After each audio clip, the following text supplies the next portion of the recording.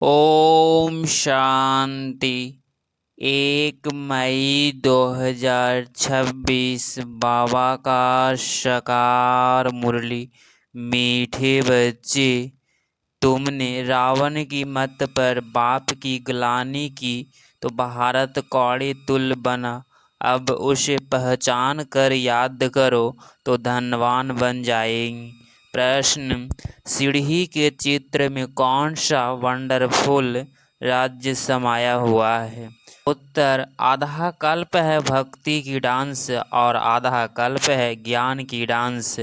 जब भक्ति की डांस होती है तो ज्ञान की नहीं, और जब ज्ञान की होती है तो भक्ति की नहीं। आधा कल्प रावण की प्रलब्ध चलती और आधा कल्प तुम बच्चों प्रलब्ध भोगते हो। यह गुह्य राज्य सीढ़ी के चित्र में समाया हुआ है। गीत: ओम नमो शिवाय, ओम नमो शिवाय, ओम शांति। बाप बैठ समझाते हैं भक्ति मार्ग में बहुत ही भक्ति की डांस सीखी, ज्ञान की डांस नहीं की। भक्ति की डांस जब होती है तो ज्ञान की नहीं, जब ज्ञान की होती है तो भक्ति की नहीं, क्योंकि भक्ति की डांस उतरती कला में ले जाती है। सतयुग त्रेता में भक्ति होती नहीं, भक्ति शुरू होती है द्वापर से। जब भक्ति शुरू होती है तो ज्ञान की प्रलब्ध पूरी हो जाती है, फिर उतरती कला होती है। कैसे उतरते हैं सो बाप बैठ समझाते हैं। मैं कल्प कल्प आकर बच्चों को कहता हूँ, तुम बच्चों ने हमारी बहुत ही ग्लानि कर दी है। जब जब भारत में इस आदि सनातन देवी देवता धर्म की बहुत ग्लानि होती है तब मैं आता हूँ। ग्लानि किसको कहा जाता है यह भी समझाते हैं। बाप कहते हैं, मैं विकारी नरकवासी भारत को आकर कल्प कल्पवासी बनाता हूँ। तुम मेरी ग्लानि आसुरी मत पर करने के कारण कितने कंगाल बन गए हो। राम राज्य था, अभी है रावण राज्य, जिसको हार और जीत दिन और रात कहा जाता है। अब विचार करो मैं कब आऊं? जिन्हों का राज्य दिया वही राज्य गवा बैठा है। हिसाब किताब तो सारा समझाया ही है। मैं आकर वर्षा देता हूँ, फिर रावण आकर तुमको श्रापित करते हैं। भारत को खास दुनिया तो आम, भारत की महिमा का भी किसको पता नहीं है। पहले पहले भारत ही था, कब था, कैसे था, कौन राज्य करते थे, किसको भी कुछ पता नहीं है, कुछ भी समझते नहीं है। जो देवता थे शक्ल मनुष्य की, सीरत देवताओं की थी। अब सूरत भल मनुष्य की है, सीतर आसुरी है। जिसको समझाते हैं वह समझते नहीं है, क्योंकि प्रलौकिक बाप को ही नहीं जानते और ही बैठ गाली देते हैं। बाप की ग्लानि करते करते बिल्कुल ही कौड़े तुल बन गए हैं। भारत का डाउनफॉल हो गया है। ऐसी हालत जब होती है बाप कहते हैं, तब मैं आता हूँ। अभी तुम बच्चों को सम्मुख समझा रहा हूँ, कल पहले भी ऐसे ही समझाया था। यह दैवी संप्रदाय की स्थापना हो रही है, मनुष्य देवता बन रहे हैं। मनुष्यों को यह पता ही नहीं है कि बाप कब आते। सतयुग त्रेता में तुम बड़ी खुशी में प्रलब्ध भोगते हो, फिर द्वापर से रावण का श्राप पाते पाते बिल्कुल ही खत्म हो जाते। जैसे देवताएं प्रलब्ध भोगते भोगते त्रेता के अंत में खत्म हो जाते हैं, फिर रावण श्री प्रलब्ध शुरू होती है। भक्ति भी पहले अव्यभिचारी होती है, फिर व्यभिचारी होती है। सीढ़ी ठीक बनी हुई है, हर एक चीज सतो प्रधान, सतो रजो तमो बनती है, खाद पड़ती जाती है। तुम बच्चों को समझाया तो बहुत अच्छी रीति जाता है, परंतु धारणा कम होती है। कोई में तो समझाने का बिल्कुल अक्ल ही नहीं है।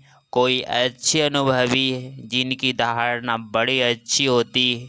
नंबरवार तो होते हैं ना, स्टूडेंट एक समान नहीं होते, कुछ न कुछ नंबर जरूर रखेंगे।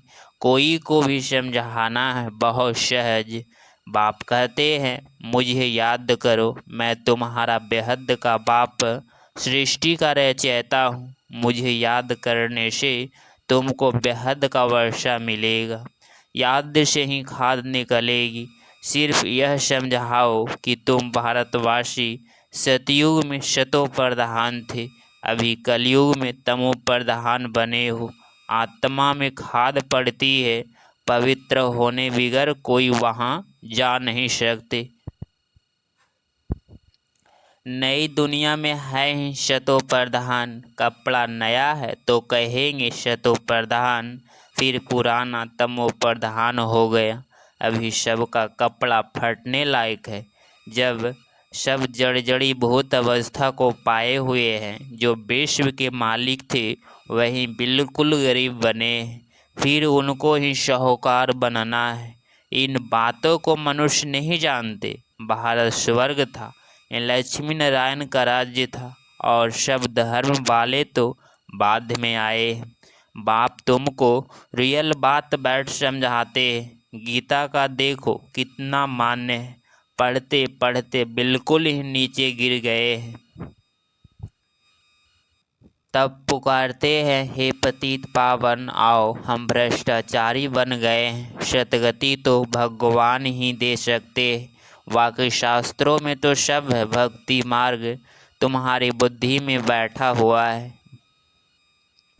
हम बाबा के ज्ञान से देवता बनते हैं, अब सारे दुनिया से वैराग्य है। सन्यासी भी भक्ति करते हैं, गंगा स्नान आदि करते हैं ना। भक्ति भी शतो प्रधान, फिर रजो तमो होती है। यह भी ऐसे है, आधा कल्प ब्रह्मा का दिन, आधा कल्प रात गाई जाती है। ब्रह्मा के साथ जरूर ब्राह्मणों का भी होगा। तुम अभी दिन में जाते हो, भक्ति की रात तो पूरी होती है। भक्ति में तो बहुत दुख है, उनको रात कहा जाता है। अंधेरे में धक्के खाते रहते हैं भगवान से मिलने के लिए।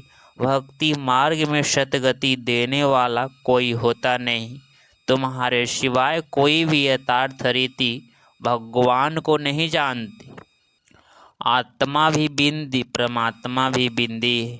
यह बात कोई भी समझ न सके। परमात्मा ही स्वयं आकर ब्रह्मा तन में समझाते हैं। उन्होंने फिर भागीरथ बैल के रूप में दिखाया है। अब बैल की तो बात ही नहीं है। बाप सब बातों अच्छी रीति समझाते हैं, परंतु किसकी बुद्धि में पूरी रीति बैठता नहीं है। बाप बैठ समझाते हैं, बच्चे मैं तुम आत्माओं का बाप हूँ। तुम मुझे याद करो और वर्षे को याद करो तो तुम्हारे विकर्म विनाश होंगे। फिर भी कहते हो, भूल जाते हैं। वाह मेरे साजन, वह बाप को भूलना चाहिए। स्त्री पति को अथवा बच्चे कभी बाप को भूलते हैं क्या? यहाँ तुम क्यों भूलते हो? कहते भी हो, बाबा आप हमको स्वर्ग का मालिक बना रहे हैं, फिर भी भूल जाता हूँ। बाप कहते हैं, याद नहीं करेंगे तो अंदर जो कट चढ़ी है वह कैसे निकलेगी। मुख्य बात है याद की, अपना कोई दूसरे धर्म से ताल्लुक नहीं है। स्कूल में तो हिस्ट्री ज्योग्राफी समझाते हैं, कोई तो बिल्कुल समझते नहीं। बाप पढ़ाते हैं, यह बुद्धि में बैठता नहीं है। अच्छा, बाप और वर्षा तो याद करो कि यह भी भूल जाते हो, जिसके लिए आधा कल्प से भक्ति करते आए, उस बाबा को याद नहीं करते। तुम बच्चे की बुद्धि में है। अब हम यह शरीर छोड़ रजाई में जाएंगे। यह अंतिम जन्म है। सूक्ष्म वतन में उनके फीचर्स तो वहीं देखते हैं, वैकुंठ में भी देखते हो। जानते हो यह मम्मा बब्बा ही लक्ष्मी नारायण बनते हैं। तुम जब सतयुग में रहते हो तो समझते हो यह एक शरीर छोड़ दूसरा लेना है। वहाँ उनको यह पता नहीं रहता कि सतयुग के बाद त्रेता आएगा, द्वापर आएगा, हम उतरते जाएंगे। ज्ञान की बात नहीं रहती है। जन्म लेते रहते हैं, वहाँ आत्माभिमानी रहते हैं, फिर आत्माभिमानी से देह अभिमानी बन जाते हैं। यह नॉलेज सिर्फ तुम ब्राह्मणों को है और कोई के पास नहीं है। यह ज्ञान ज्ञानेश्वर जो ज्ञान के सागर बाप हैं वही सुनाते हैं। जरूर ब्रह्मा के बच्चे ब्राह्मणों को ही सुनाएंगे। ब्रह्मा के बच्चे ब्राह्मण संप्रदाय, रात दिन का फर्क है। तुम पुरुषार्थ कर संपूर्ण गुणवान बनते हो। संपूर्ण निर्विकारी गृहस्थ व्यवहार में रहते भी तुम बाप को याद करो। कर्म तो करना ही है, बुद्धि का योग बाप के साथ लगा रहे। कर्म भल करो, भल कोई भी करो। बढ़ाई का काम करो, वह रजाई का करो। राजा जनक का भी गायन है ना, रजाई करते रहो परंतु बुद्धि का योग बाप के साथ लगाओ तो वर्षा मिल जाएगा। बाप कहते हैं मन मना भव मामी कम याद करो। शिव बाबा कहते हैं सिर्फ शिव कहने से लिंग याद आएगा और तो सबके शरीर का नाम लिया जाता है। पाठ शरीर से बजाते हैं। अभी तुमको आत्माभिमानी बनाया जाता है। जो आधा कल्प चलता है इस समय सभी है देह अभिमान्य में। वहाँ आत्माभिमानी होंगे यथा राजा रानी तथा प्रजा। तो सबकी बड़ी होती है, यहाँ सबकी आयु कम है तो बाप सम्मुख बैठ सबको बच्चों को कितनी अच्छी रीति समझाते हैं। हे आत्माओं, क्योंकि आत्मा ज्ञान लेती है, धारणा आत्मा में होती है। बाबा को शरीर तो है नहीं, आत्मा में सारा ज्ञान है। आत्मा ही अस्टार है, ये अस्टार है, बाबा भी अस्टार है। वह पुनर्जन्म नहीं लेते, आत्माएं पुनः जन्म लेती है। इसीलिए बाबा ने काम दिया था कि परमात्मा की महिमा और बच्चे की महिमा लिख कर लाओ। दोनों की अलग अलग है। श्री कृष्ण की अलग महिमा है, वह साकार वह निराकार। इतना गुणवान किसने बनाया? जरूर कहेंगे परमात्मा ने बनाया। इस समय तुम ईश्वरीय संप्रदाय हो, तुमको बाप सिखला रहे हैं, पीछे फिर प्रलब्ध भोगते। सतयुग में तो कोई नहीं सिखलाएंगे, भक्ति मार्ग की सामग्री ही खत्म हो जाती है। इस दुनिया से वैराग्य भी चाहिए। यथार्थ देह के सब संबंध छोड़ अपने को शरीरी आत्मा समझना है। नंगे आए थे नंगे जाना है। यह पुरानी दुनिया खलास हो जानी है। हम सब नई दुनिया में जाने वाले हैं। बस यह याद की मेहनत करते रहो, इसमें ही फेल होते हैं, याद करते नहीं हैं। जो भी समझने के लिए आते हैं उनको भी यही समझाना है। शिव बाबा ब्रह्मा द्वारा कहते हैं कि मुझे याद करो तो याद से तुम्हारी खाद निकल जाएगी, तुम विष्णुपुरी के मालिक बन जाएंगी। विष्णुपुरी ही स्वर्गपुरी है। तो जितना हो सके बाप को याद करो। जिस बाप को आधा कल्प याद किया है अब वह सम्मुख आए हैं, कहते हैं मुझे याद करो। उनको कोई भी जानते नहीं, खुद ही आकर अपना परिचय देते हैं। मैं जो हूँ जैसा हूँ ऐसे कोई बिरला जानते और निश्चय करते हैं। निश्चय कर लेते हैं तो पुरुषार्थ कर वर्षा पा लेते हैं। शिव बाबा कहते हैं मुझे याद करने से ही तुम्हारे विकर्म विनाश होंगी और तुम पवित्र दुनिया के मालिक बनेगी। विकर्म कोई भी नहीं करना है। अच्छा, मीठे मीठे शिकिलधे बच्चों प्रति माता पिता बाप दादा का याद प्यार और गुड मॉर्निंग। रूहानी बाप की रूहानी बच्चों को नमस्ते नमस्ते। धारणा के लिए मुख्य सार पॉइंट नंबर फर्स्ट, पुरुषार्थ कर संपूर्ण गुणवान बनना है।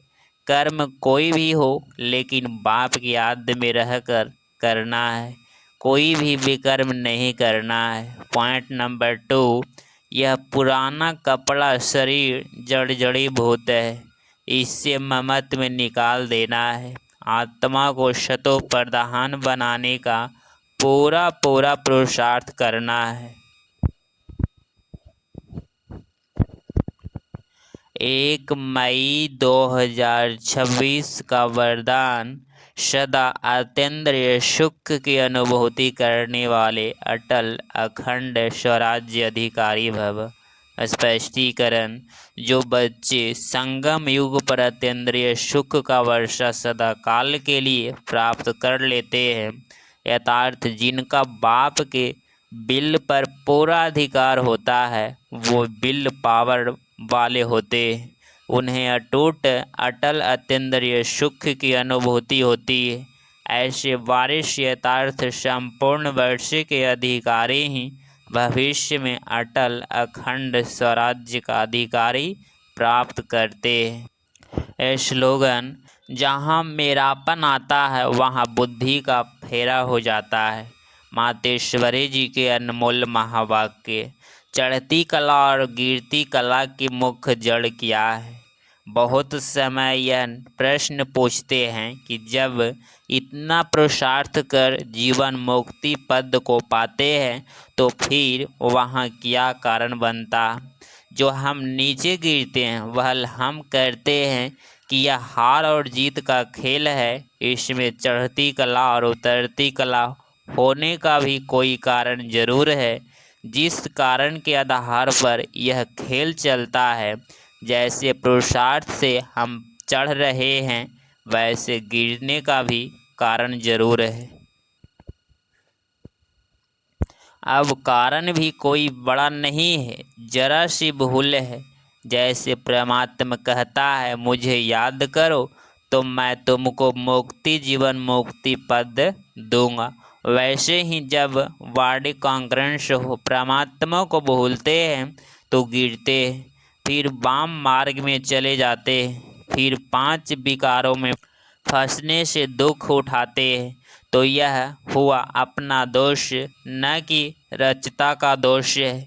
जो लोग कहते हैं दुख सुख परमात्मा ही देते हैं, यह कहना बिल्कुल रॉन्ग है। बाबा सुख रचता है, न कि दुख रचता। वाकई हम श्रेष्ठ कर्म से सुख उठाते हैं और भ्रष्ट कर्म से दुख भोगते हैं। वाकई अच्छे कर्मों का फल और बुरे कर्मों का दंड परमात्मा द्वारा अवश्य मिलता है, परंतु ऐसे नहीं कहेंगे कि सुख दुख दोनों परमात्मा देता है। नहीं, परमात्मा जो चढ़ती कला में हमारे साथ है वह की गिराने वाली माया है। कॉमन रीति में भी कोई साथ अथवा मदद लेते हैं सुख के लिए, वाकई दुख उठाने के लिए कोई किसका साथ नहीं लेते। वाकई तो जैसे जैसे कर्म वैसे वैसे फल का रिजल्ट। तो इस ड्रामा के अंदर दुख सुख का खेल अपने कर्मों के ऊपर बना हुआ है, परंतु तुच्छ बुद्धि मनुष्य इस राज्य को नहीं जानते। अच्छा, ओम शांति। ये व्यक्ति सारे सदा अचल अडोल एक रस स्थिति का अनुभव करो। समय प्रमाण अब सदा अचल अडोल सर्व खजानों से संपन्न रहो। थोड़ा भी डगमग हुए तो सर्व खजानों का अनुभव नहीं होगा। बाप द्वारा मिले हुए खजानों को सदा कायम रखने का साधन है सदा अचल अडोल रहना। अचल रहने से सदा ही खुशी की अनुभूति होती रहेगी। जैसे विनाशी धन नाम मान शान कुर्सी आदि मिलती है तो खुशी होती है ना।